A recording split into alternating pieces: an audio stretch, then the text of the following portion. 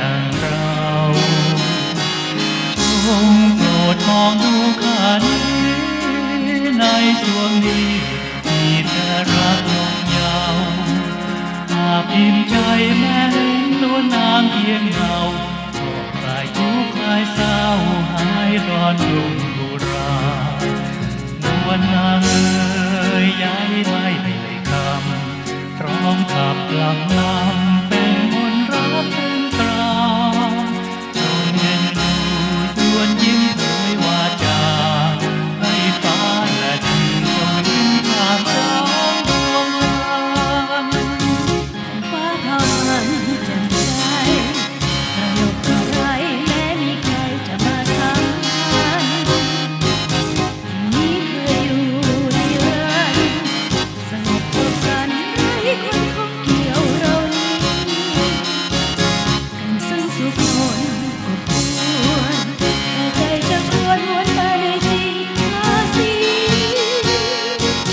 หาไม่ในแหล่งปัตภีหรือเทียบพระเรามีฉันสุขใจคนท่านจะควรแห่งทิพย์วิมานนภาตาการวิภาพระจันทร์จำลาใช้ไหลเดินเป็นองค์และด้วยรักใจ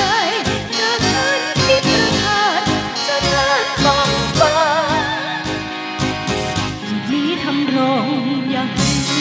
นหากใครก็คือเป็นบาปอยู่ตรึงตรา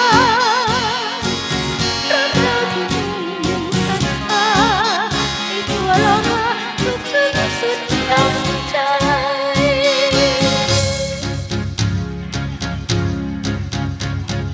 นางนภาเพิ่นปองอภัยสิ่งซึ่งวิไล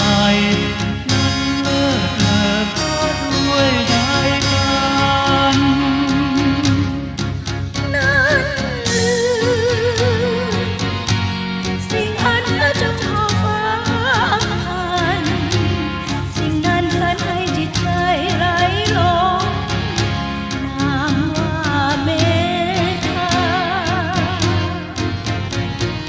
นางสายลมบรรเจิดชีวา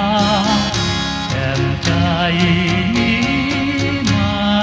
ยังเลิศเลอก็ด้วยอันใด ดอกไม้สู่คนมนต์รักชื่นใจเหตุใดเน้อนางว่ารักเมื่อจันทร์สุภาพแนบมาเหตุใดเน้อจึงจันทราแม้